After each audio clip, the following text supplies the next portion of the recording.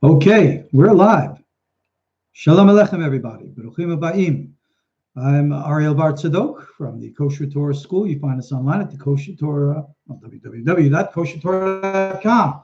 Well, for those of you who already know, I'm sure most of you do, we do a weekly class here on YouTube. Right now, I call it Kabbalah Made Relevant, from the book Etz Haim, the famous classic by Rabbi Hanukkah. And while we are, of course, teaching, everybody has a whole bunch of different questions. So while I'm here, I told people, you know what, let's all get together like Sunday night tonight, and we'll just have a Q&A. So I'm going to ask you all to just, start typing in your questions pretty much, and we'll answer them as we go through. But just let me start off by wishing everybody a Hag Urim Sameach, or in other words, a happy Hanukkah. Again, for those of you not on my KosherTorah School mailing list, you might want to get on. I sent out links to close to 10 different essays that I've written over the years, all related to Hanukkah, the real meaning of Hanukkah. Even covered the Kabbalistic significance of what Hanukkah is. And, there are a lot of interesting things with regards to Hanukkah, something that I discussed in one of my essays. You could look online. Most people, if you ask them, what is Hanukkah, will tell you, it's the story that good old Judah Maccabee beat up the big, bad, evil Seleucid Greeks, and they came into the poor, broken down temple, and all they found was this little itsy bitsy amount of olive oil that was left holy from the high priest, and they lit it, and miraculously it lasted for 8 days. That's a lovely little story. It is recorded in the Gemara, but there's something very disturbing about that story you should know, and that is that it's absolutely absent, missing from the historical record. The way that I just described the story, which most people understand Hanukkah, is not really what happened. In brief, I've discussed this a bit. James and guys, I'm going to get to your questions. Let me just finish the issue about the Hanukkah, and then we'll get to questions. But anyway, long story short, what happened with Hanukkah was something very, very different. Most people never bother to ask the questions. So let's put it into a context.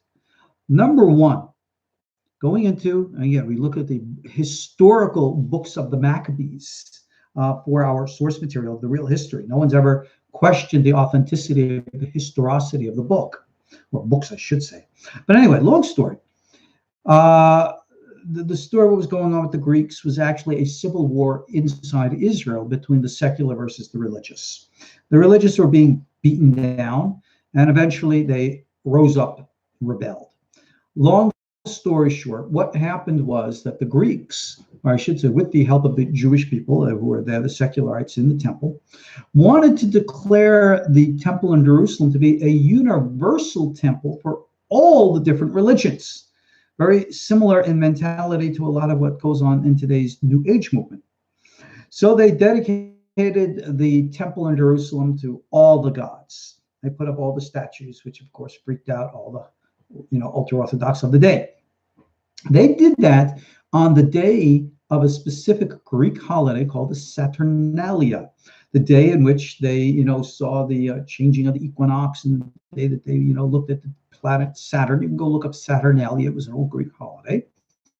And it was on the 25th of the Greek month. Well, took them 2.5 years or more, but Judah Maccabee and the rest finally were able to defeat the secularists and kick out the Greek overlords. And they won, I think it was sometime in October or November, something like that. But they had missed the 8 days of Sukkot, which is what they wanted originally to observe. So they decided to wait. And they intentionally waited to the 25th day of the month, which is the Saturnalia, so as to make a statement that the gods of the Greeks and secularites would not win over the God of Israel, and that the God of Israel, on the day of their holiday, rededicated the temple, and then, of course, they dedicated it for 8 days, essentially re-observing Sukkot. Now, that's the history of it. What about the oil? Okay, let's put some questions in the context here about the oil.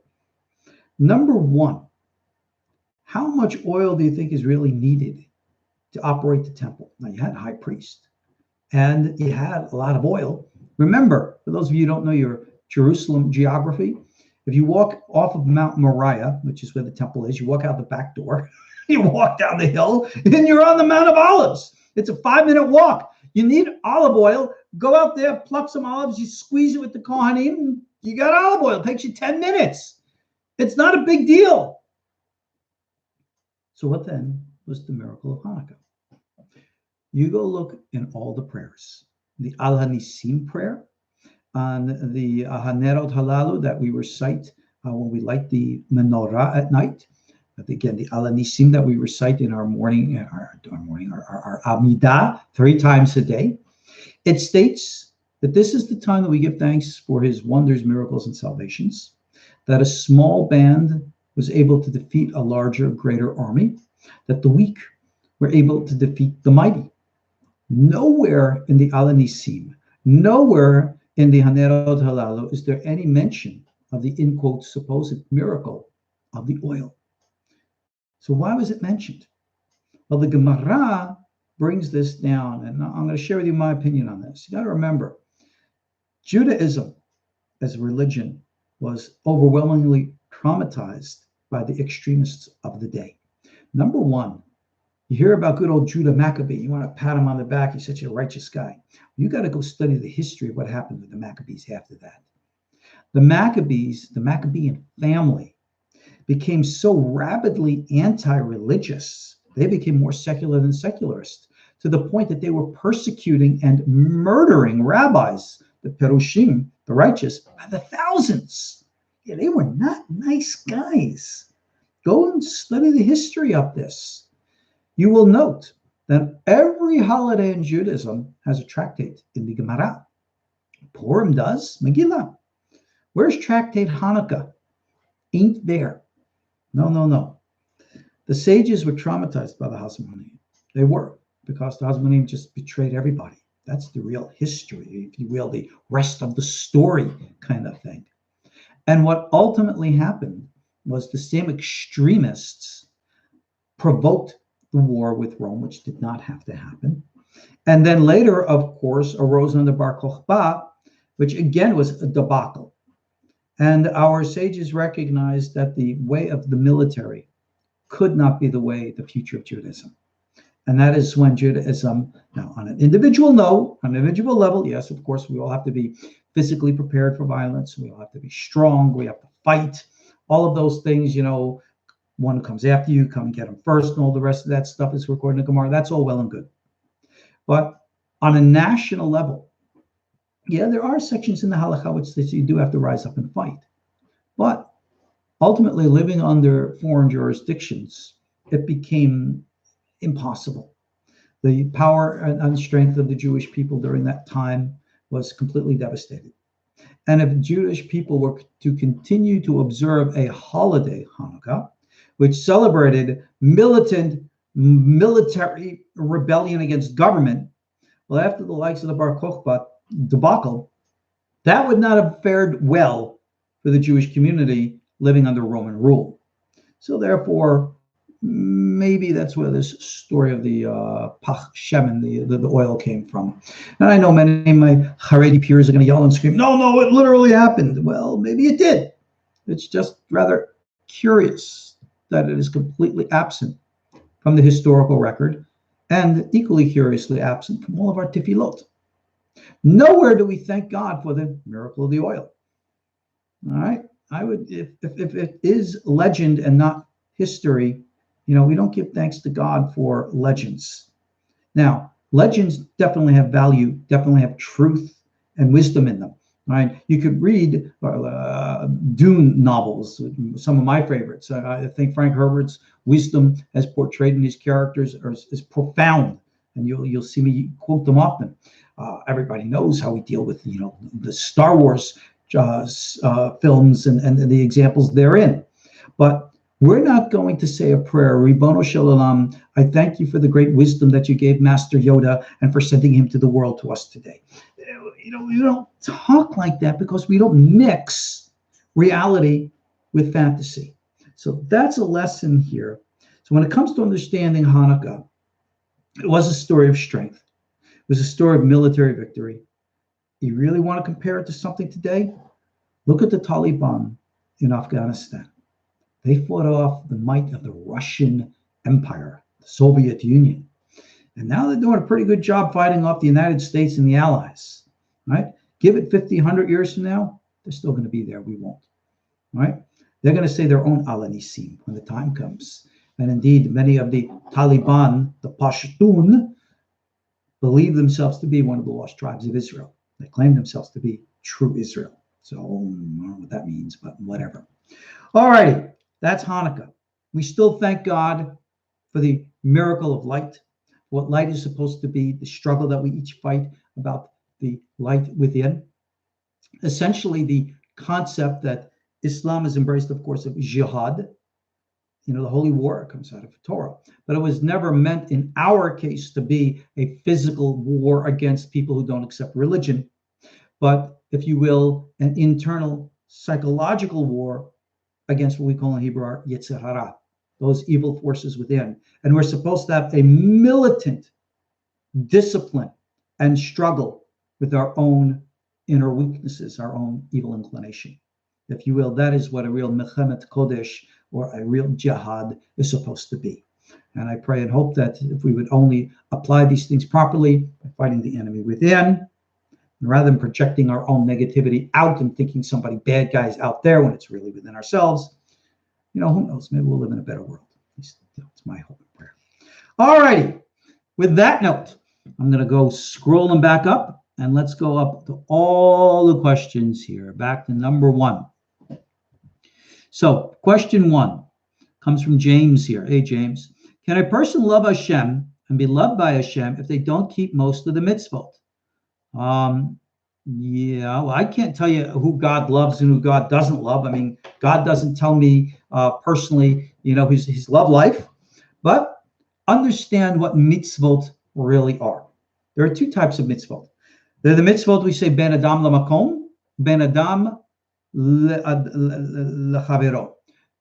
Commandments that are between us and God, and then commandments between us and fellow human beings. Now, as we know, Hashem El Rahum Hanun, God is very merciful. God is very tolerant. You can go and wave your fist at God and curse God and yell at God, blah, blah, blah. You really think God cares? When was the last time you saw God send down a lightning bolt from heaven to strike somebody dead for blasphemy? Those things don't happen. God is much grander, much wider, much more of an experience that we can understand. So when individuals choose to reject commandments, why? Look at your average everyday Israeli. Your average everyday Israeli lives in a Jewish country, has everything at the opportunity, and most are not religious. But it's not because they reject God. It's not because they want to give God the middle finger kind of thing. No, it's their lives. They're, whatever, weak resolve, less discipline, whatever. And yet, most Israelis that I know, as secular as they are, somehow deep down are very God-fearing. They somehow know something is there, whether or not they observe it or not. And of course, we have numerous soldiers who go and fight for the state of Israel, and unfortunately, many who die. And every rabbi will tell you they are considered the sacred, the most holy of holies, even if they're the most secular of secular. Because ultimately, what God looks at in us is how we fulfill those other commandments. Mitzvot bein adam lamakom, lechavero, how we treat one another. Even the Baal Shem Tov teaches, how does God judge us? By the same exact methods that we judge others. If you or I, we, any one of us is doing something bad, how does God punish us? He shows the individual who does bad another person doing the exact same thing, and then watches how you, or the person, whoever it is, judges that person. Oh, look at that one. See what they're doing, blah, blah, blah. He says, oh, yeah, that's how you're judging them? That's what's going to happen to you. You can call it karma, I guess, but what goes around does come around. Yeah, God is great. God is grand. God is merciful. There's nothing that we can do that's really going to permanently disconnect any soul from God. Bodies, yeah, bodies come and go. That's just the way it is. But souls, Elohai, Neshama Shenatata B'Torah. The soul that God has given us is always pure. So in that respect, there's always hope. Look at Adam and Eve. Look how they really messed it up in Gan Eden, right? And yet, God gave them a chance. The golden calf, God gave them a chance. Sin with the spies, that was a really rough one. A whole generation had to die out to that one. They couldn't have a second chance. But the younger folk did. So you see, does God love people who don't do mitzvot? That all depends what and why and how and who. And remember, like the verse in Malachi says, from the rising of the sun to the going down thereof, great is God's name among the nations. The Gemara says, and Rashi quotes it, that even when someone is an idolater and is offering idol worship on an altar of idolatry, but in their hearts they're doing it to, the creator of the universe, God accepts that from them as a pure offering. God never holds the mistake of the intellect against an individual. So does God love a person? I don't know. Question maybe is, do you love yourself? Do you love others? I think those are the things that God is really caring and concerned about. How you choose to or not to observe Sabbath or kosher or this or that. If you want to walk the Jewish path, then you're either going to do it right or you're just not. That's really that. But with everybody in the world, we have a very pedantic, this narrow, limited view that if you're not observant of my religion, my way, then God hates you. I've heard rabbis say that. I cannot tell you how disappointed I am with my peers who speak like that. So I think, God loves everybody. I don't care who you are, what you are. I don't care what your religion is, your sexual persuasion. I don't care who, what, when, where, why, how. Yeah, I think God, has that concept of love, wanting everybody to improve and be better. But I think then the rest is up to us, what we choose to do with it. See, a point that I have to make here, you got to understand. I'm a rabbi, I'm a teacher. God never made me his policeman, right? I don't have a badge that's been given to me from heaven saying I'm the new sheriff in town. And therefore I'm going to come out with my spiritual six shooters and bang, bang, bang, all the bad guys. You sinners. That might be if you're Baptist. Do you ever hear how the Baptist preachers speak? Woe to the old sinner and all that rest. I remember many, many years ago, I had a congregation in Jerusalem, in Katamonim in those days. And I said, I want to try one of these real fire and brimstone type of preaching to the congregation, just to see how they're going to react. I'm dealing with a real bunch of Bali Bates, Svaradim Morokayim. This is in Katamonim. And I'm saying, Chataim, Rashaim, Chotaim, blah, blah, blah, blah. And they're looking at me thinking, Rabbi, what's wrong with you? What's about? Why are you so upset? It was hilarious. They could. I'm sorry for laughing. I mean, I was playing a game, and they just couldn't catch on because we Jews don't think of God in such a fire and brimstone, devastating, hatred, violent type of way. That's not our Jewish way. It's never been like that. It reminds me of something. You'll forgive me that I'm blabbing, but maybe you'll appreciate this. How many of you have ever seen this movie called The Exorcist? Remember what Linda Blair, she was a little girl. That's the one with the head was turning around, the devil and all that. I've never actually seen the full film. I probably should. But I heard that when Christian audiences saw it, they were terrified of this evil devil and all that. But I also heard from friends of mine that when the film came to Israel, remember, we don't have that same concept, that same foundation of fear that exists in the Christian culture.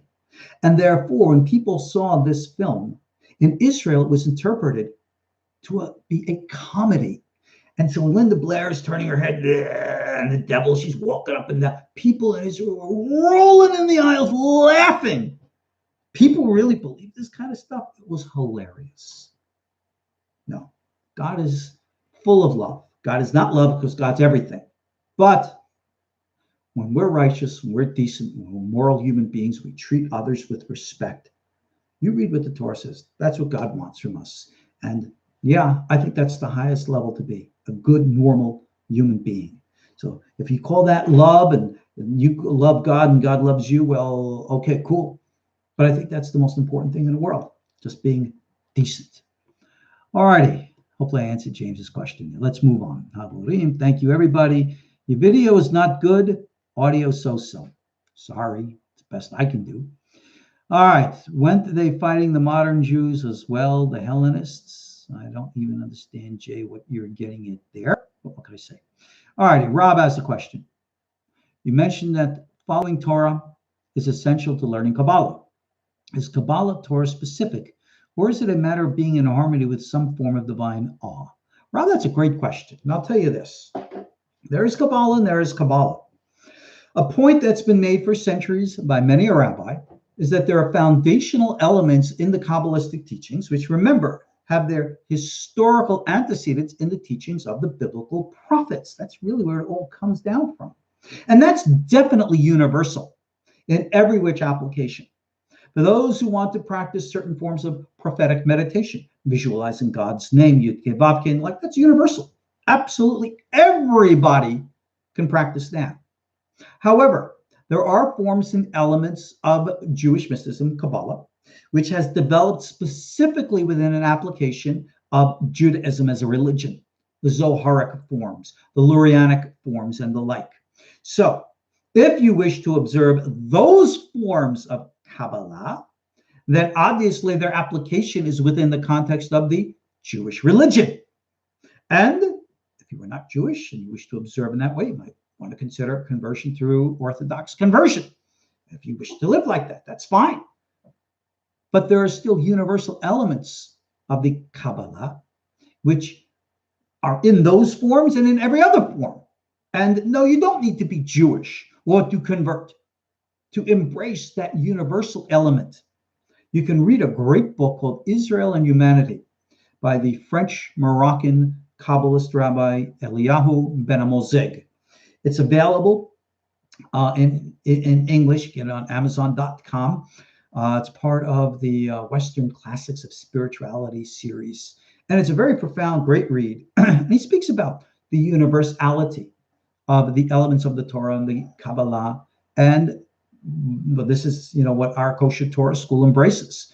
This is why I'm very proud to open up our school for everyone who wants to come and learn. I don't care who you are. What difference does it make? We're all equal children of God, created in the divine image. Anybody who wants to come and learn those things which are of value to them, now, if someone is not Jewish and they come to me and says, Rabbi, I want to learn all about the Jewish religion. I said, well, okay. Well, what are you interested in learning about the Jewish religion? Are you wishing to practice it? And if you're not Jewish, you might want to consider conversion. But if you're curious, well, there are plenty of great academic texts out there. What I have to teach is only a small drop in the bucket compared to what's available. But for those who want to just know God and experience God, and that's really what the foundation of our school is all about, I try to extract out of the Kabbalistic texts, even the Judaic Kabbalistic contexts of things like the Lurianic school, which we always teach, to show you the universal teachings that are fundamental to them. Because ultimately, Chaim Vital's system is really psychological in nature. When he's talking about the four worlds and all the rest of this jazz, it's all psychological, internal reality. That was a truth made very well known by the Baal Shem Tov, says it outright. Even Avraham Abulafia, centuries before Chaim Vital, echoed the same sentiment. And centuries so later, so did Rabbi Shalom Sharabi, the famous Rashash. All you got to do is be able to read and understand what they're exactly saying. So everybody knows this universality to understanding Kabbalah. And here at my school, that is exactly what I try to extract so as to make it available to everyone. With regards to the Judaism and Judaic expressions thereof, again, if you're Jewish and you want to observe, by all means, that's why it's there. Okay, let's move on. Somebody says that there are Gentile authors. Yeah, of course there have been Gentile authors of Kabbalistic works. There is entirely a non-Jewish Kabbalah. There is the, what do they call that? The Christian Kabbalah. There is the occult Kabbalah. You have all this other kind of stuff out there. And this isn't something just new. Didn't start with like the Golden Dawn or all these other local, modern people, Eliphas Levi out of France and the rest. Yeah, they've been doing this stuff for years, but you go back and there have been translations of Kabbalah for literally centuries, 400, 500, 600 years. And there has developed a very, what's the word I'm looking at? Fully developed Christian Kabbalah. And you have a lot of that out there today. Is it authoritative within our Judaic context? Of course not. But they don't care. Well, I don't care either. People are going to say and do whatever they want, and they're going to believe whatever they want. So there's a lot of stuff out there.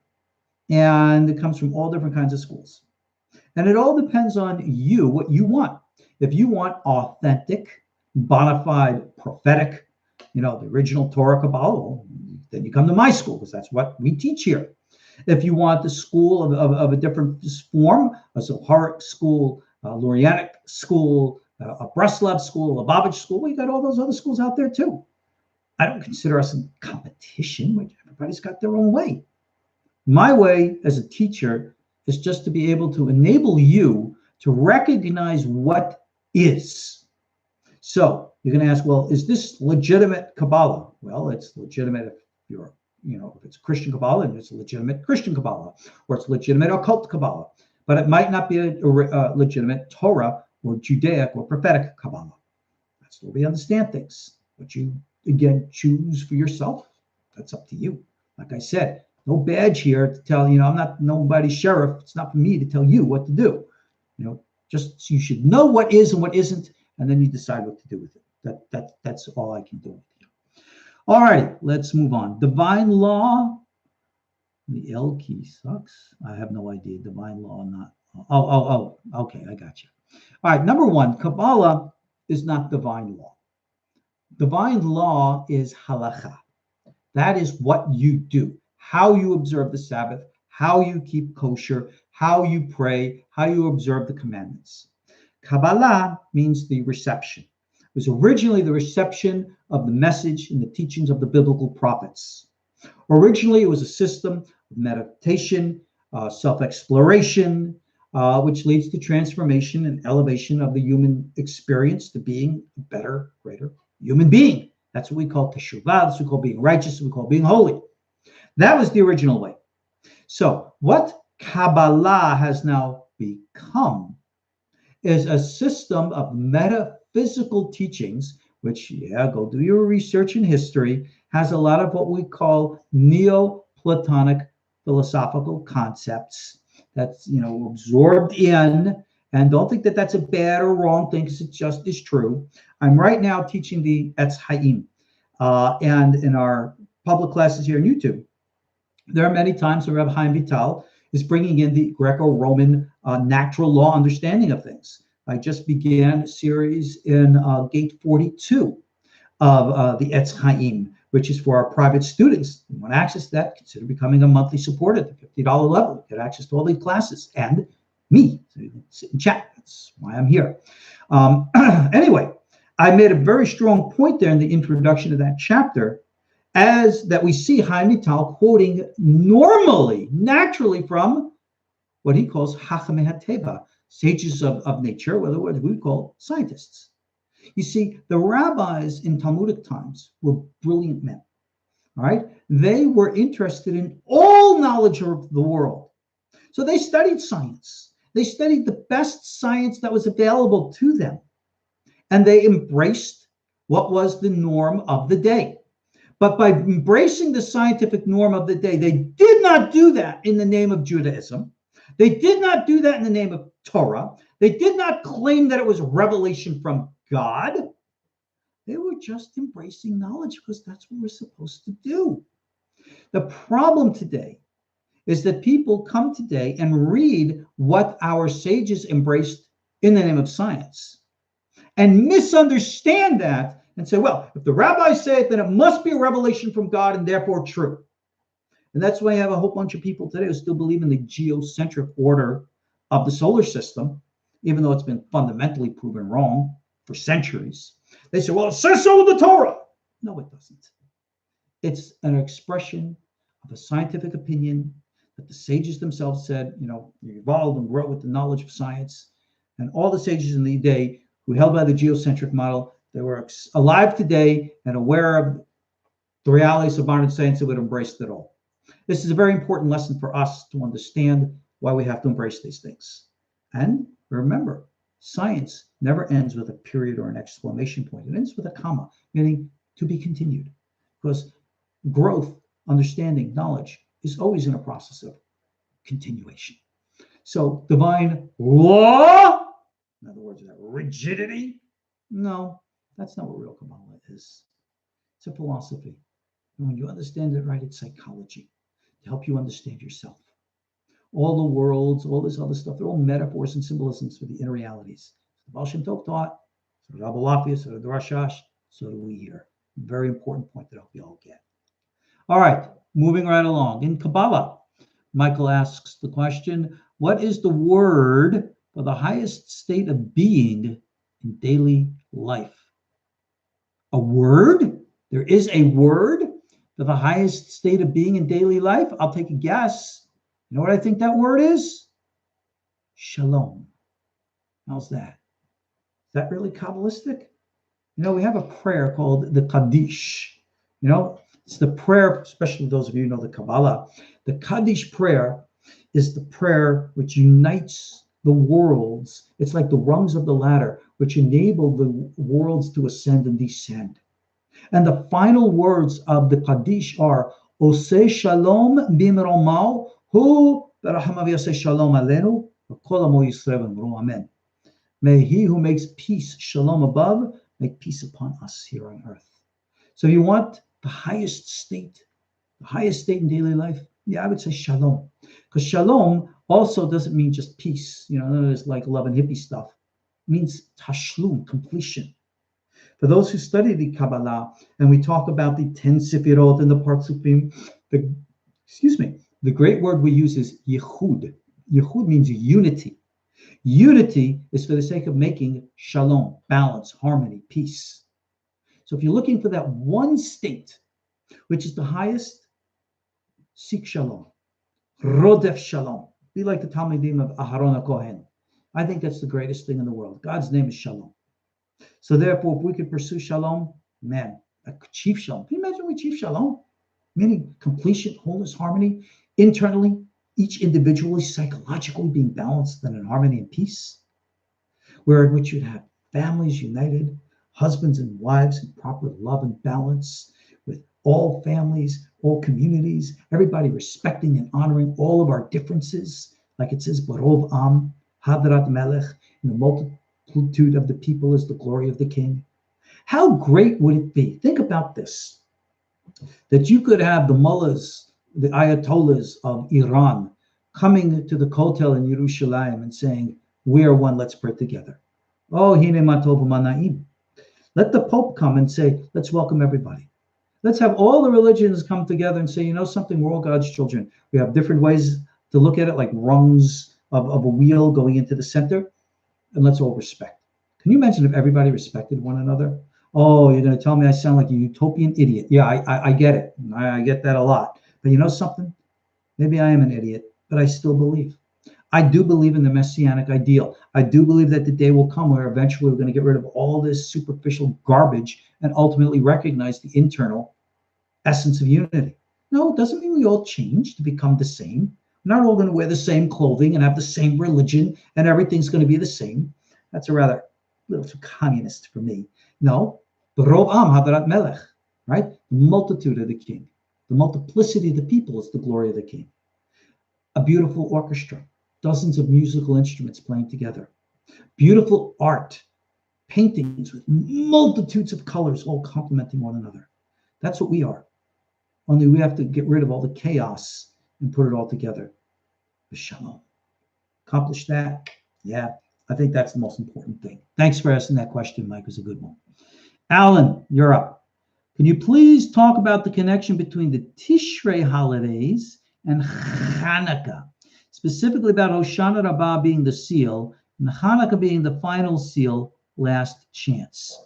Well, Alan, I'll talk to you about that and tell you that what you just said has absolutely no source and foundation in the Torah of the Arizal at all.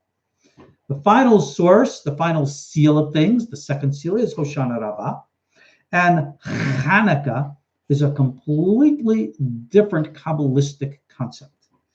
I'm sure, Alan, you're reading that from some rabbi who made that type of connection in his own right, because remember, there's no final word on teaching. There is no absolute right or wrong with Torah. Everyone has their own views. Everyone has their own opinions. And all I said was that association of Hoshana Rabbah and Hanukkah is not made in the Kitvei HaArizal, in the Shara Kavanot. That's all I could say. Some later rabbi put an association with it, and for him it means something. Great. What you learn from this is all these things that we're learning, all these things that you're reading, they're not absolutes. They're not universal objective realities. All they are is the subjective interpretation and opinions of their authors. Deot, that's what we call them. So if you ask me, what is the association? I'd say, according to who? Whose de'ah, whose opinion do we ascribe? Who are we talking about? So therefore, I encourage you, please, don't go looking for absolutes. There are all different views of things, and don't try to take all the different views from all the different opinions and mush them together and try to make one big opinion out of them. It doesn't work like that. You have different views, different schools, different ways of understanding. In our KosherTorah school, I'm classically trained. I was taught the way of the Ari, the way of the Rashash, and I, evolved into the way of the Baal Shem Tov and Abu Lafia, and I go back into the Mekorot. That's what I do. I really don't deal much with achronim, as they're called, later rabbis, later generations. My new rabbinite is very much into Rabbi Nachman of Braslav. She really is encouraging me to learn it, to teach it. That I might do, in honor of her, of course. But I've studied Chabad and Lubavitch, but you're not going to see me teaching Likutei Torah here. You're not going to see me teaching much Tanya here. That's their school. That's what they do. I don't teach Ramchal. I don't teach the other schools. There are great rabbis out there who are already doing these things profoundly. You don't need me to do it. So the other day of the other schools, kol hakavod lehem, but this is our school. This is the way we teach. And elu ve'elu, divrei Elohim chayim, as we say. These are the ways of Hashem. So Alan's question is a good one, but it's not within the context of the Torah of how the Arizal teaches, which is what we're providing here. So Alan, I hope I gave you a proper answer. Someone obviously is the source of that association, but it's not a source or association that's made in our material. So what can I say? All righty, moving right along. I have Ethan here. I didn't believe until seeing, but 5 years ago I saw an ashen-skinned, winged, serpentine, angel-like being. Contact discontinued, but opposing views challenge my ability to proceed. Your opinion, my opinion. Well, I don't know what you saw. I don't know where you saw it, but people do see a lot of weird things in this world. So I'm not one to say, oh man, I don't believe you, or yes, I do believe you. All I will tell you is, yeah, these things happen. As opposed to your opposing views and challenging your ability to proceed, that all depends what you want to proceed to do, what you want to proceed to see. Are there things out there to be seen? Sure. Are you seeing it accurately and clearly? Probably not. We know from the secrets, I don't know how secret they are, from the Torah, how's that, of prophecy, just like we understand from archetypal psychology, that whenever we have visions, trances, we see things that are very abstract, existing under laws of nature rather radically different from our own, and our human minds perceive them within a context that our human imaginative and rational faculty can understand. So for example, this actually once happened. I remember once somebody had a vision And in his mind, it was clear to him that he was having an experience with the archangel Metatron.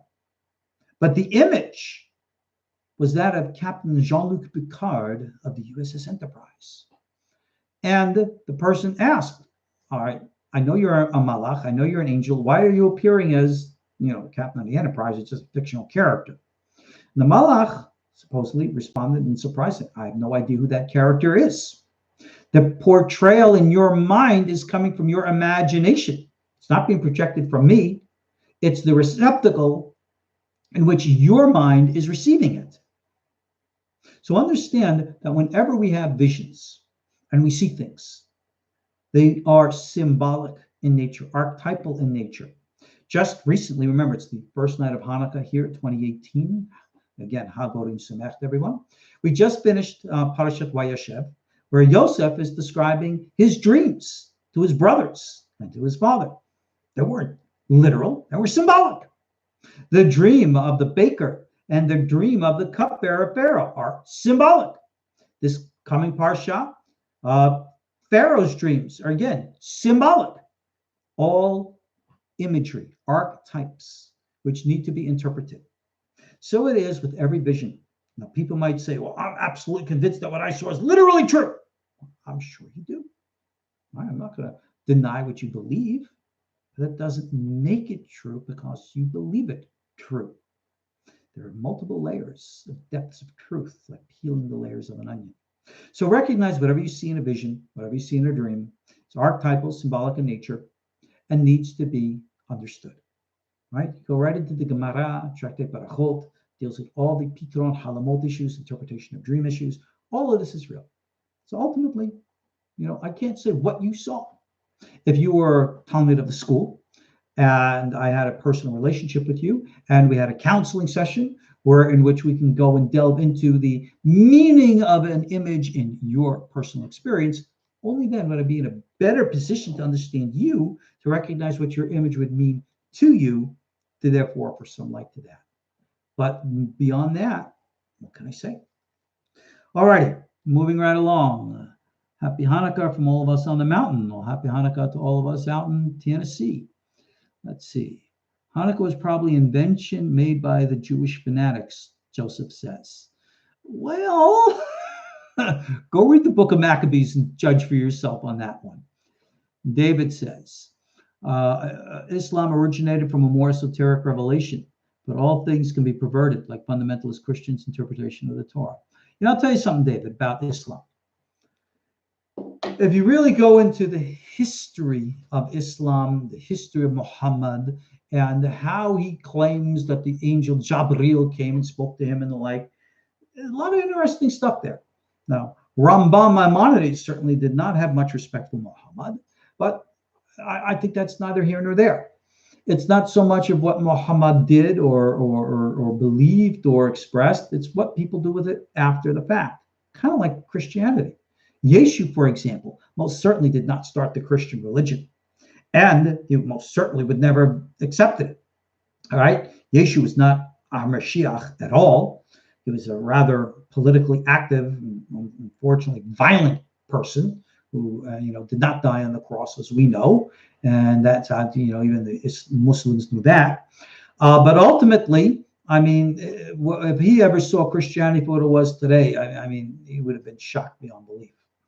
And Islam, what did Muhammad really want? He wanted people to, rise up and serve Allah. And Allah is Hashem in all due respect. In every Muslim-speaking country, Jews speak Arabic. And they would always say, Alhamdulillah, give thanks to God, like Baruch Hashem or praise the Lord. I know a lot of people don't like to make the association, but what can I say? It's just the way it is. Even the famous Rabbi Yosef Chaim, the Ben Ishai of Baghdad, his teacher, who was one of the head Rosh Yeshivot of Baghdad, his name was Abdallah. Remember, like in the Aladdin movies, you had Abdallah, Eved, Allah, servant of God, Abdallah. That's a Jewish name. What can I say? So ultimately, in my opinion, if we all saw the internal element and essence of all of our different religions, especially the experiential side, we would have a much different world. For centuries, you had the Sufi order in Islam and the Kabbalists who were brothers with one another. You had Jewish members of Sufi orders and you had Sufi members of Kabbalistic orders. Chaim Vital, interacted back and forth with them, and so did many others over the centuries. And it's a terrible, terrible crime, in my opinion, what's going on in the Middle East today, with the animosity, the anger, the hatred that goes on. I mean, man, that shouldn't be. If anybody should be actual brothers with one another, it's certainly those who we call the Palestinian and Israel. I mean, the fact that they hate each other, it should never be. I mean, that to me is one of the worst crimes of it all. It should never ever be like that. But what can I do? Yeah. All righty, moving right along. Michael Epstein, what is the enemy within? How about your Yetzer Hara? Is it not the I, the me, the self, the so-called true or higher self? Your higher self is your enemy? I certainly hope not. How about anything in you that's blocking you from fulfilling your true revelation of purpose and identity? Remember Viktor Frankl, the famous psychoanalyst, came out of the Holocaust? He wrote the book Man in Search of Meaning. He says one of the greatest psychological pursuits for anybody is ultimately to find the answer, why am I here? What is my life all about? I talk with people about this all the time, right? I say, find your meaning, find your purpose. And you'll meet people, individuals, who they just got this gut raw feeling, I know. I say, go for it. Go for it. I know with my new Rabbanit, she just has that gut feeling of passion. And I said, go for it. Whatever you want. Like the verse says, anything you find in your hands to do with gusto, do with power, move forward. The Yetzer Hara is what holds you back. Your personal intellectual doubts about yourself, your emotional fears, your insecurities. I can't really do that. I can't accomplish that. What if this? What if that? You go, I see this all over social media. People always say, you think yourself to death because we're always so full of doubts. You want to know something? Sometimes you just got to have emunah, faith. You just got to believe. Sometimes you got to just disconnect all the naysayers and say, you know what? I believe in this. I don't care what anyone else says. I'm going to do it.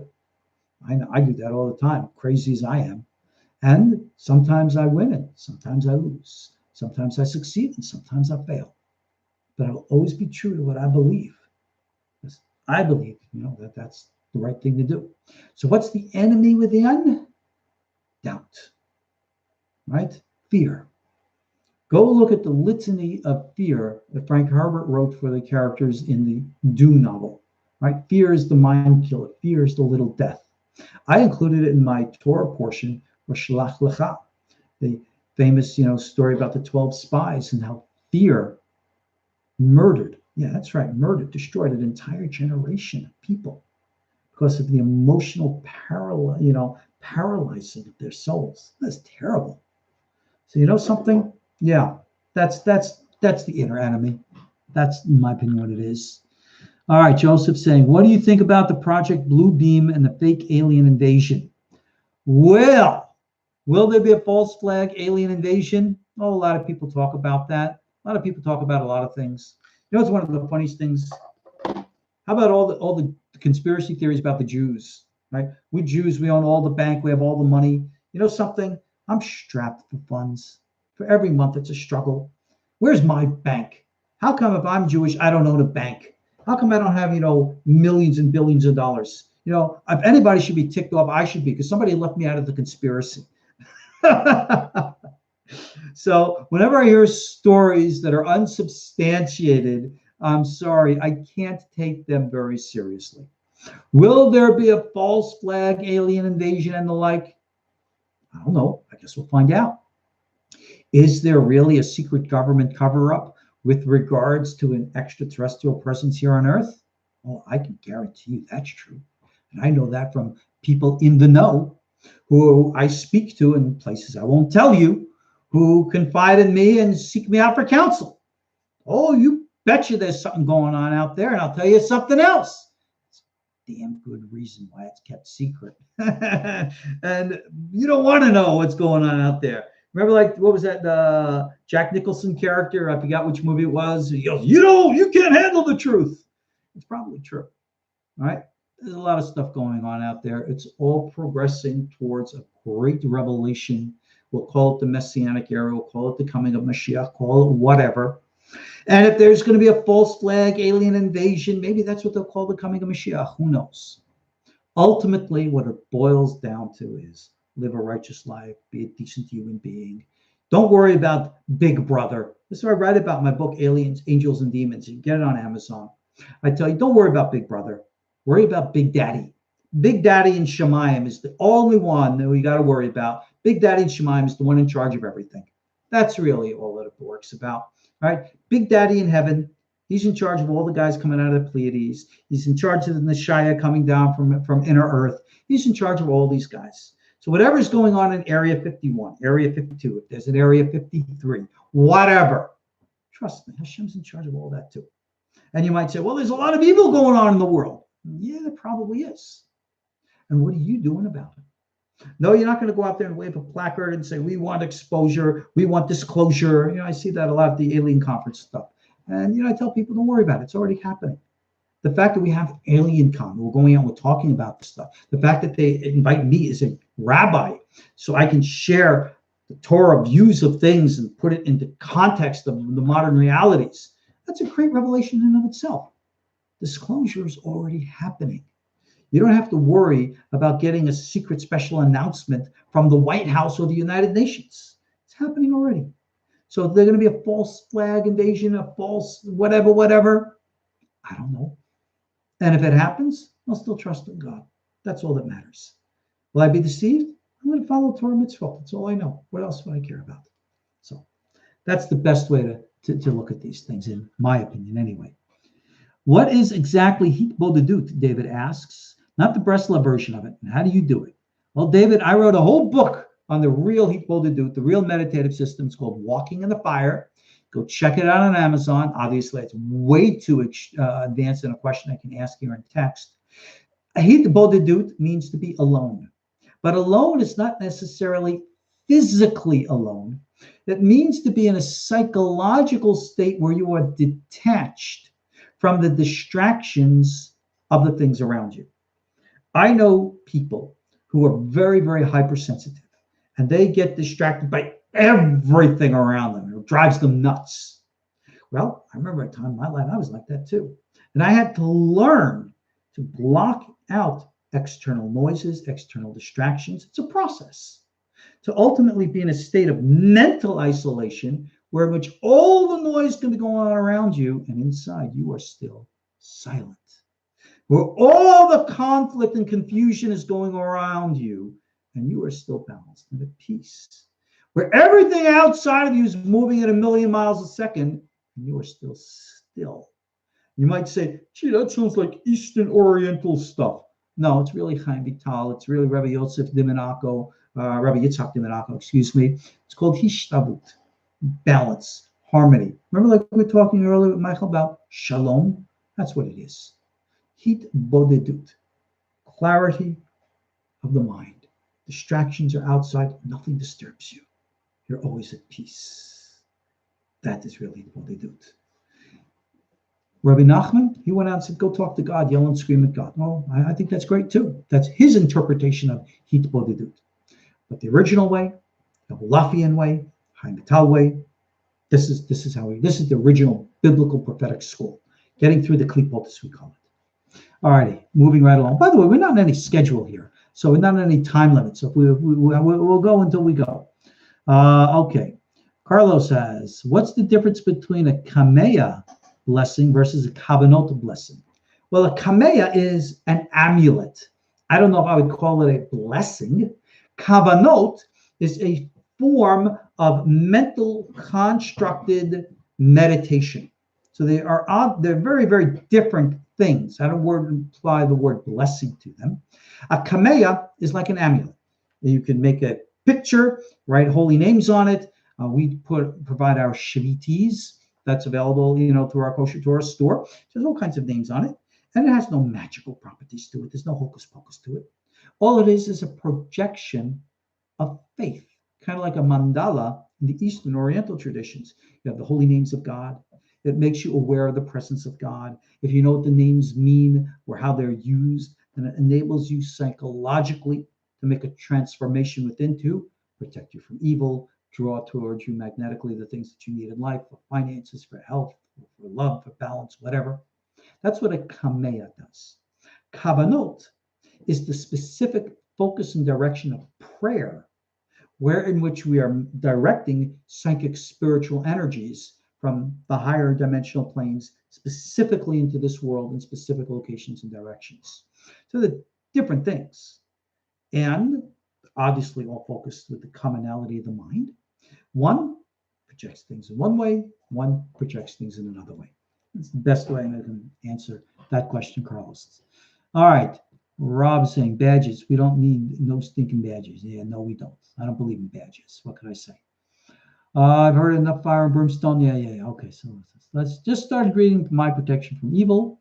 As a psychic medium and hypnotherapist, I feel a calling to help people clear entity attachments and demonic energies from their energy fields. Isis, be careful.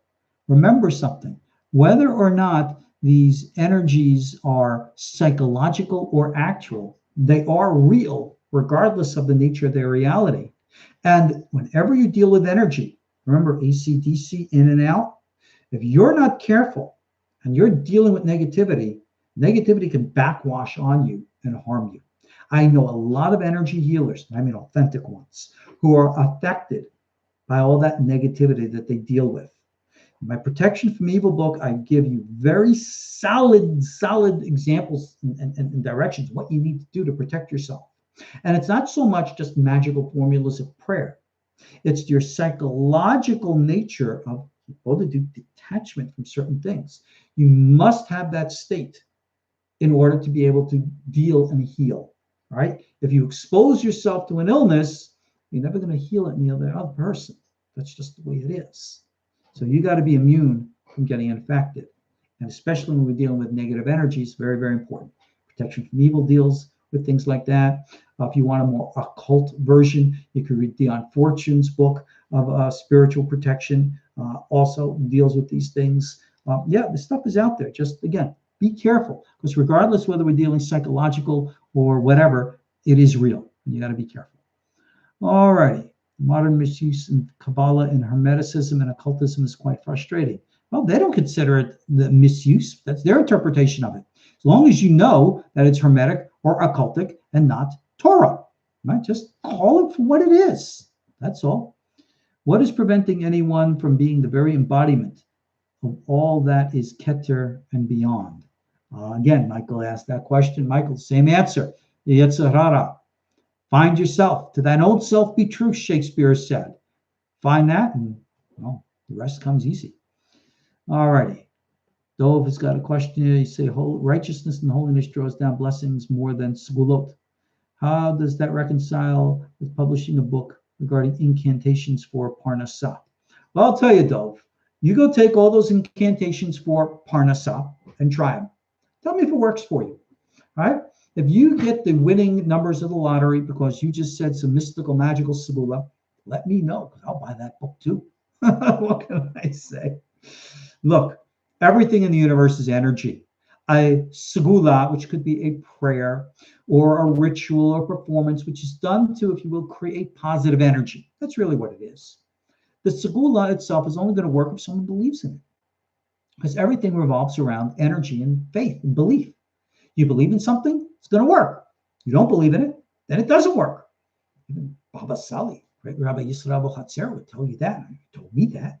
So this is really what it boils down to. Where's your faith? So if you believe that you can go buy a book and it's got prayers in it, and all of a sudden those prayers are going to make you a billionaire and make you president and make you live for 1,000 years and give you a harem like King Solomon, show me the book, right? Show me the prayers. I'd love to see it. I'd love to see it in action. Now, someone might say, well, I did a prayer or a segula and it worked for me.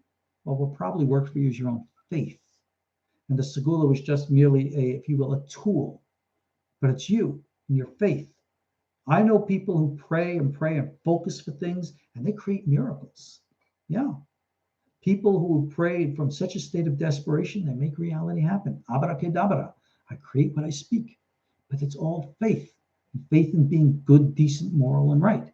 That's what it's all about. That's what we call Ayin HaTov. Be careful not to do the word. The backside, that's Ayin Hara. Be careful of that. All righty, let's move on. Maximo has a question. What is the relationship between Yah, Shekhinah, Adam Kadmon, and the Ein Sof in the Jewish tradition? Well, Maximo, if I was to fully answer your question, it would be a full book. I would encourage you to take some of my courses at the KosherTorah School. You could look even into my ebook online called Basic Kabbalistic Concepts and Terminologies. Everything will be described there. Yah, Yud, Hey, Chochman Bina, Shekhinah, Malchut, Adam Kadmon, Keter, Ein Sof, above. That's the best I could do in brief way. So yeah, it's just so much there. You just gotta do it. So are you shalom? Someone's asking me if I'm shalom. Am I complete? I don't know. I'm working at it. Hopefully we all will get there. Shall we pursue shalom or shall we be shalom? I think that's a semantical trick on words, Michael. Yeah, you got to be it in order to make it happen. But, like they say, Rome wasn't built in a day. Things take time. So what can I say? All righty. Paul is thanking me. I thank you. Today is the day. That's exactly what Mashiach said. There's a very famous Gemara. I think it was Rabbi Yoshua ben Levi met Eliyahu Navi. And it's in Masechet Sanhedrin, if I'm not mistaken. And he says, hey, Eliyahu, when's Mashiach coming? Eliyahu said, don't ask me, go ask Mashiach. All right, well, where is he? Oh, he's sitting over by the gates of Rome. So the rabbi goes over to the gates of Rome and finds Mashiach. And says to Mashiach, Mashiach, yep. When are you coming? And he goes, Hayom. Oh, today. Yeah, okay, cool. So he goes back to Eliyahu Navi, and Rabbi Yeshua says, Mashiach says he's coming today, Hayom. And Eliyahu smiles and says, Hayom, im bekolo tishma. Quoting the verse from scripture, he says, today, but only if you hear his voice. A point that the Baal Shem Tov makes is that the true essence of the spark of Mashiach is something within each and every one of us. And we activate that messianic character within ourselves, seeking this universality that our school teaches. Again, Yisrael Ben Amul said, others before me, of course, Rav Kook teaches this. When we activate it and live it, then, Michael, we are living shalom. We are making it happen. And each and every one of us needs to do it, in my opinion, on a daily basis. And that's not Hashem. Like what the Pasuk says, Hashem lo yimana tov laholchim b'tamim. God will not hold back good from those who walk before him innocently. All right, moving right along. Somebody says, I think it's talking about his vision, that it was sentient, not a vision. Okay, well, deal with it accordingly. What can I say? Tom Sawyer is asking me, do I believe in the Nephilim giants of Genesis 6, the pagan gods like Zeus or Marduk? Well, actually, Tom, it's a very good question. There's an interesting Jewish teaching that states that originally, of course, Adam was in a body of light, not in a body of flesh and blood. And there are those that are of the opinion that the original physical stature of Adam was that he was a giant. Some think 50 feet or 100 feet tall. And you have all kinds of beliefs and ideas today that we're unearthing skeletons of, ancient giants, not just 10, 15 feet tall, but a lot bigger than that. True? Fact? Legend? I don't know. I could tell you what the sages taught. With regards to Genesis 6, I remember Rabbi Aaron Soloveitchik was once quoted in the Forward, the Jewish newspaper in New York, when there was a revelation of some possible microbic life from Mars. And he quoted an old sefer, I believe from Rabbi Yehuda, in which he states that the sons of God from Genesis were human being angels who came down to earth and physically copulated with human women. And there are those who are of the opinion that that led to the demigods who became the foundations of many of the old legends of the old gods of the nations. I don't know how historical that is. I don't think we have a historical record to validate or invalidate it, but it has been suggested. It very well might be possible. Who knows? But there's always been an understanding of ancient ones, pre-Adamic civilizations, very well documented in our Torah tradition. And who knows if any of these entities were the, in quote, gods of old. Maybe there really is a Thor or an Odin or a Zeus or an Apollo. Maybe there are. I wouldn't call them gods, but maybe they are, I don't know, malachim, or higher beings of some nature, pre-Adamic humans, hybrids, who knows? Very possible that these things existed. There's no reason to dismiss the concept out of hand. And, it's like we say in Hebrew, sarich iyun, worthy of investigation. All right, let's move on. Okay, can I unpack the mirachefet in Genesis? One word I've never seen or heard before. Hovering. Ruach Elohim is mirachefet, met rafach. Go into the Kitvei Ha'ari, in the Shah Rafach, and we'll talk all about the mirachefet, the met rafach, the death of the 288 fallen sparks. That's the mirachefet. Tom is asking again, why is the covering cherub in Ezekiel 28 missing 3 stones? I don't know. Good question. I have to go look that up and see. All right, off the top of my head, I don't have an answer. All right, Michael's so philosophical. Michael is. The so-called higher or true self is merely another fragment of the I, the me, the self, the disguise, pretending to be different, pretending to be something greater, just another trick of thought. Okay, I guess then hopefully you'll find what the non-trick of thought is. For us, the higher self is something far beyond the limitations of individuality, where in which ani, I, becomes ein, where in which malchut descends to the top of the pillar and becomes keter. All right, that's what the higher self is. We call it one's guardian angel, one's magid, one's spirit guide, and it transcends that. And if your interpretation of that is something else, well, okay. Then what can I say? If that's what you want to believe and embrace, then you go for it. Rob, do I have any teachings from Merkava Shlomo? I don't know about Merkava Shlomo. I have teachings from Maftech Shlomo. I actually had the schut of actually sitting with Maftech Shlomo, the keys of Solomon, Rav Kaduri himself. And he showed me some interesting stuff in there, some of which I covered in one of my Jewish magic courses, but that's another topic for another time. Rob, again, I actually said to someone, if Freemasons really ruled the world, would I be sitting and listening to your BS? Yeah, well, I have an interesting essay online. You go to my KosherTorah page and you'll Google Freemasons. I have a thing about the Kabbalah of the Freemasons and its source and stuff like that. I found it very interesting, the relationship between the two teachings. Benjamin Franklin, founding father, Thomas Jefferson, they were Noahites. And they called themselves Noahide by name. And it's very apparent that they had Kabbalistic knowledge. So it seems to be something to it. All righty. So much for that. Again, Michael is asking, can anyone be set totally free from the Yetzer Hara once and for all, now and forever? I don't think human. No, I think that's the eternal struggle we have. Renee is saying here, I am female. I've seen my X chromosome on my DNA test. I am male. I've seen my Y chromosome on my DNA test. I am both genetically. Zohar, a man can't be a man unless he is a woman first. When the Zohar says that, that's symbolic.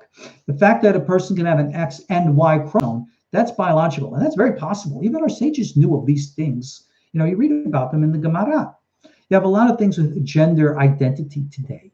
Something, there's a lot of it which I think is contrived and inappropriate, but there's a lot of it which is valid and legitimate. And it's been going around, nothing new. Ein kol hadash tachat hashemesh.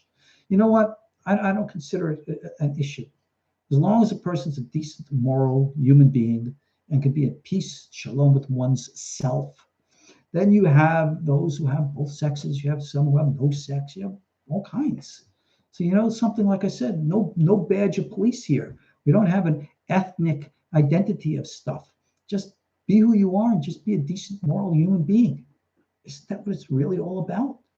As for the rest, tiku. Right? Let Eliyahu Navi deal with that when the time comes.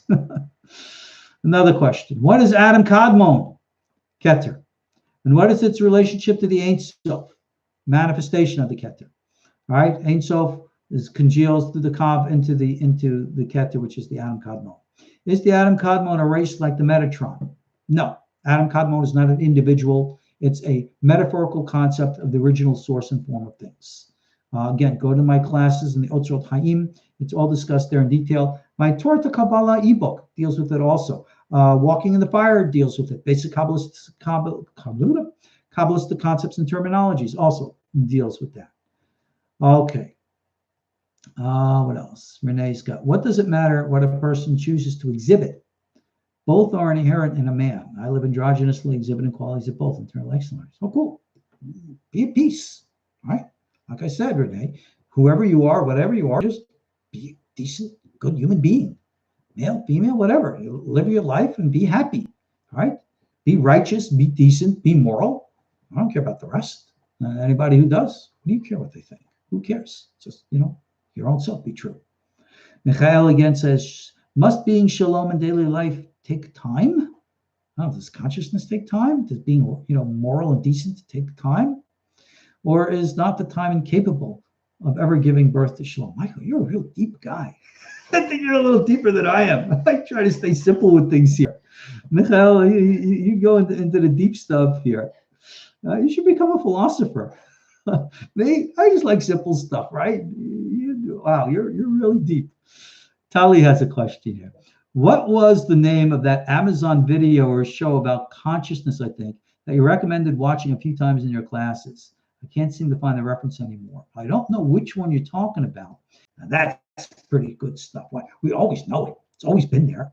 But the fact that science is on top of it, they do know it exists. They do know it's real, right? You didn't have people like Ingo Swann working for the U.S. government for years and years because it didn't work. Oh, that worked, and everybody knows it works. There's another secret to that. All righty. What we got here? Let's see what else.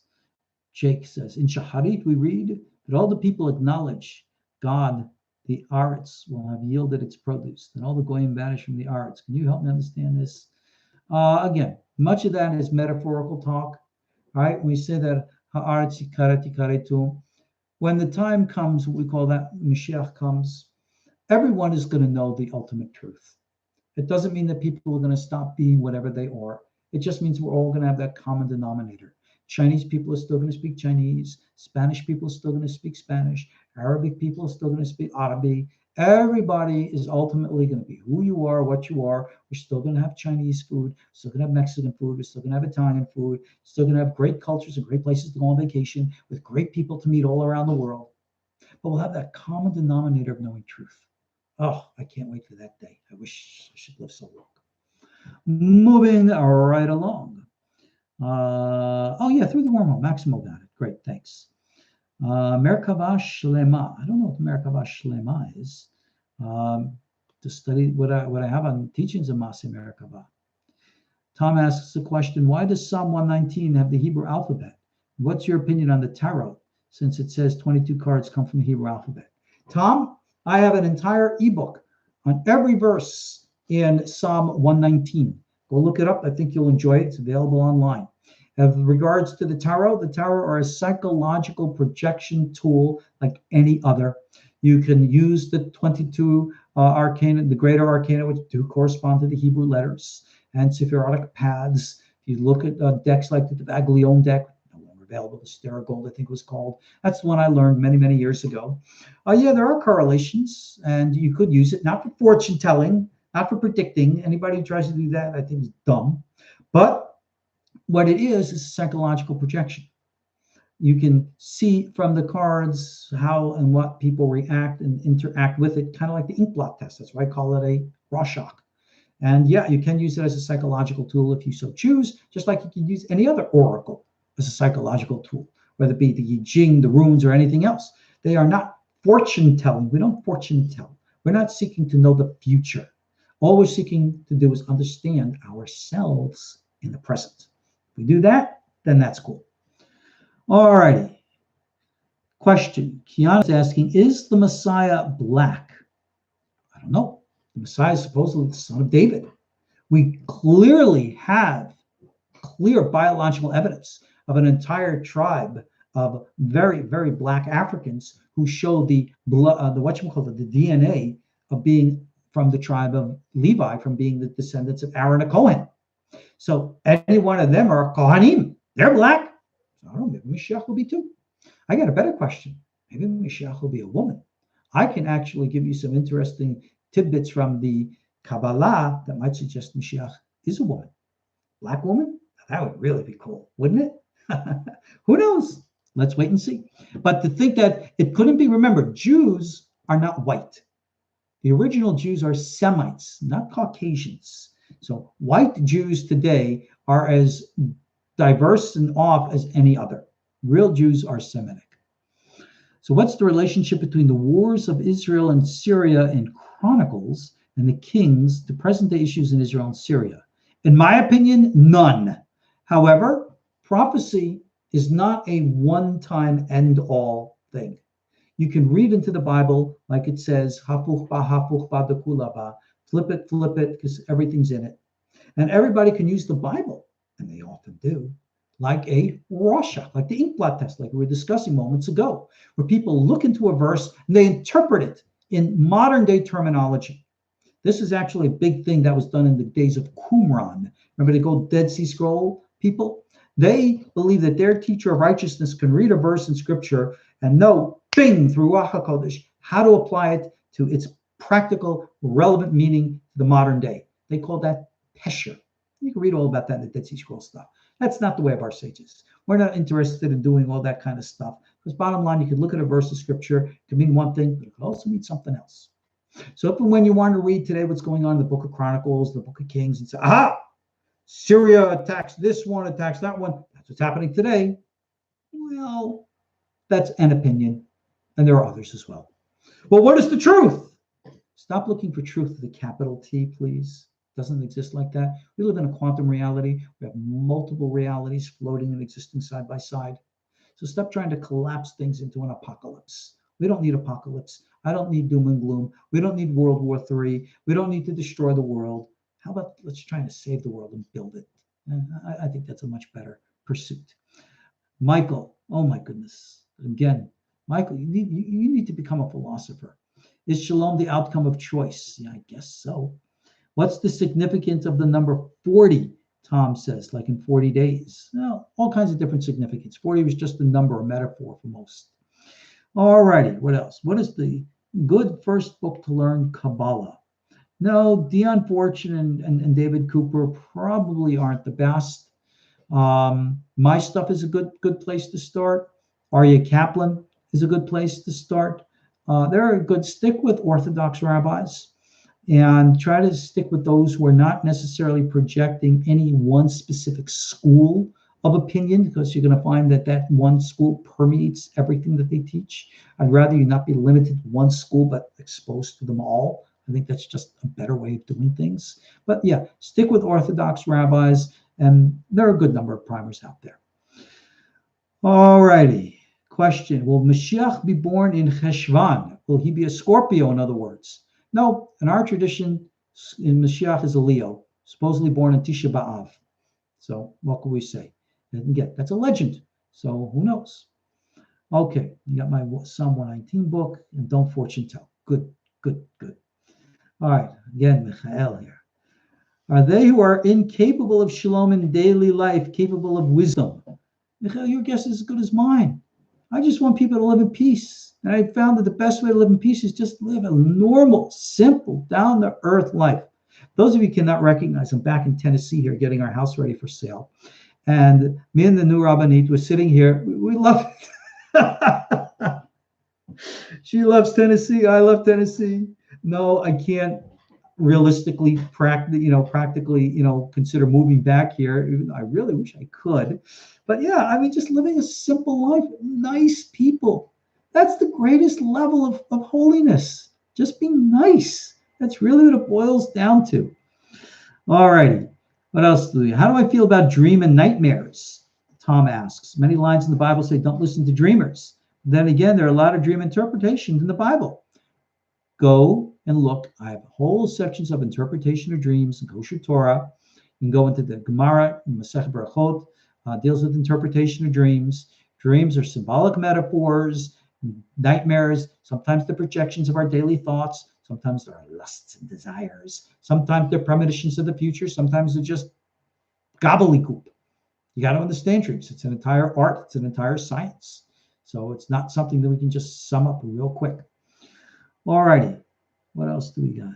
Which one of your works is a good 101? Basic Kabbalistic terminologies and concepts. I think it's like a $5 ebook online. One of the best places to get a good start. What is the importance of the River Jordan from a Kabbalistic point of view? Kiana, I don't really see that much mention of the River Jordan.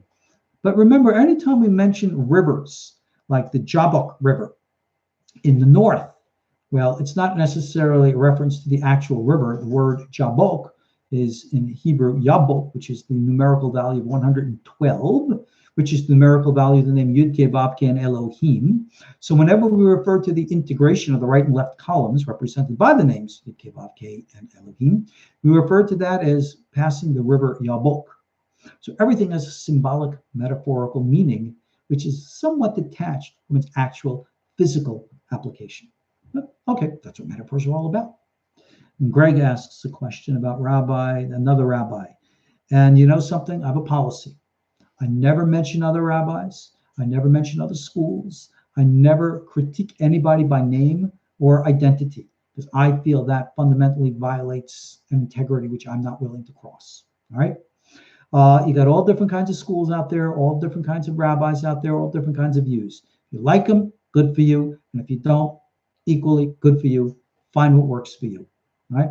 My concern is to, again, be a decent, moral, good, happy human being. Get along with everybody. If you're Jewish, walk the Torah path. Cool. That's it. Shalom Yisrael. And we're coming down to the end here. So let me see. Dove says, what I meant before was you published the book Prayers and Invocations for Financial Prosperity. No, I published a specific prayer for different things, right? And what they are is prayers, okay? Yeah, you're supposed to pray and ask God for help and things like that. By all means, we have all kinds of prayers. I pray for prosperity. I pray for health. I pray for all kinds of things. You know, some days prayers are answered, some days not. But I don't believe is magic. I don't believe that you recite certain verses. You know, I bring down the traditions. Why not? The traditions are brought down by our great rabbis. For example, Ramban Nachmani gives you 10 verses, and he states if you recite these verses, it brings blessing. Cool. Recite the blessing. Rabbi Nachman of Breslov, for example, brings down his Tikkun Klali. He tells people to recite 10 Psalms every day or whatever. If it works for you, great, do it by all means. But again, I don't believe in magic. I don't believe that unless if you don't do the inner work to make a change, I don't think anything in the outer is going to make a real difference. Everything revolves on what you do inside. If you don't change the inside, the outside isn't going to matter. All right. Are they who are capable of sin, capable of shalom in daily life? Michael, man, you are a deep philosopher, boy. Yeah, I guess so. You know, we're all human. We have the potential to do good and bad. What can I say? Kiana is asking, what's up with pop culture and the covering of the left eye? I don't know. Who's covering the left eye? I must have missed that one somewhere. In music videos, publications, movies, people are covering the left eye? You got me. I'll tell you. You know, I'll share with you a little bit. Our new rabbinite, she's much younger than I am. She shares and exposes me to her generation of music and stuff like that, things I've never heard before. So I'm learning all kinds of new stuff myself. Maybe you can teach an old dog new tricks. At least I'm trying. So no, I haven't seen the covering of the left eye in pop culture, Kiana. If you want, send me an email. Show me some stuff. I don't know if there's anything to it or not. Like I said, I'm always willing to learn. I don't have all the answers. Okay. Tom is asking a question. Chronicles, Satan provokes David to number Israel. But in Samuel, God provokes David to number Israel. Is this like when God sends an evil, lying spirit to someone wrong? Well, yeah. You know something? What goes around comes around. If you got evil in you, evil comes back. So the whole concept of numbering the people, you got to read the biblical commentaries on that. It's actually really profound. Like God doesn't like things numbered. God likes things fluid and open. That's what we call the spirit of mercy or chesed. He doesn't like things rigid and refined where they have to, you know, they're so strict and like that. That's not the way of Torah. Torah is supposedly darkei noam, divrei shalom, nice, peaceful ways and things. Right? It's supposed to be easy flowing, easy going. All right. So that's the way we're supposed to do things here. All right. Kiana is saying, is it a spiritual revealing of some sort? I don't know. Kiana, you know what? Send me some videos. Let me and Robin and Elisheva take a look at these things, and we'll get back to you. I guess I don't know what else to say. Joseph is asking, are the Watchers good or bad for the humans? Oh boy, I think both.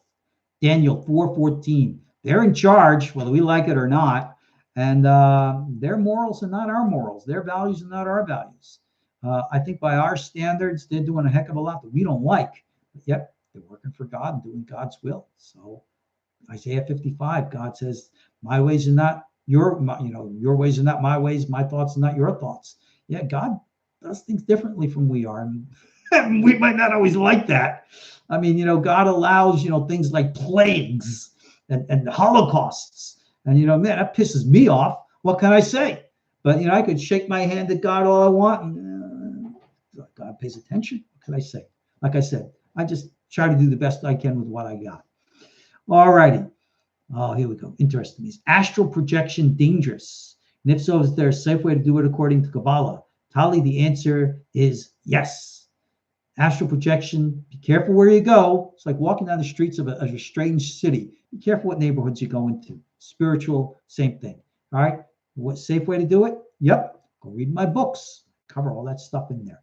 Tom asks, why did God make darkness, pavilions, and dark waters in Psalm, Samuel? Remember, Tom, darkness exists because God created it. Darkness is part and parcel of everything. You have light, you have darkness, you have good, you have evil. Isaiah 45, verse 7, God created all. There's no duality in the universe. There's only a singularity. Everything exists for a purpose. And you might ask, well, what is that purpose for me? Meaning for yourself personally. You know what? Go take that to God. Go take that to God in your personal meditation and prayers and find a personal insight and revelation for you. All righty, guys, we're running out of time. All right, an hour and a half. All right, we'll have to stop with that. Rob is saying, when I go to look for your book online, the store, I get an error. All right, you know what? Send me an email, Rob, and I'll make sure I get you the ebook. Anybody have any problem getting any ebook or anything like that? Just email me, arieltzadok@gmail.com. I'll get you anything and everything you want. Courses, the books, everything. All right. Sometimes we've got problems like with old links and stuff like that. All right, so we'll get around them. arieltzadok@gmail.com. Whatever you want, just send it to me. I'll send you the link where how to pay for it. We'll get it all done. All right. Easiest, simplest way to do it. And thank you for your support. All righty. What happened to the Ark of the Covenant? It was taken off Earth. It was taken to inner Earth to be protected down in inner Earth. All right. Can I upload this broadcast to my channel? It's going to be on Kosher. It's going to be on the YouTube channel. So yeah, it'll be there. You have all my books. I've been seeing strong. I don't know what you're looking for. But yeah, whatever. Oh, astral projection stuff. Yeah, it's in there. It's in the meditation stuff. You look at it and walking in the fire. It's about projecting through the name. So yeah, if you want, send me an email and stuff. I could even give you some of our audio courses if you want to purchase it. And I can show you the information in that. Go look at our Masechet Atzilut course. It's one of the top ones on the KosherTorah.com homepage there. Check out the syllabus, all the outlines of the courses. I think you'll find something in there for you. Alrighty, God is good, so good, and can do good and evil, but evil can only do evil. Svetlana, God creates evil, God creates good. That's what Isaiah 45, verse 7 says. Just because it's created doesn't mean we have to take it and run with it. God created poison. That doesn't mean we're supposed to ingest it. All right? Everything exists for a reason. It doesn't have to be part of us. Joseph says 10 kinds of angels and their interactions within the human mind. Go look at my course on angels. Again, check out the courses I have on KosherTorah.com. All of that stuff is already taught. I have all lessons for you. All you got to do is learn. So much for that. Kiana, again, last but not the least, is the Garden of Eden real? Yeah, it's in inner earth.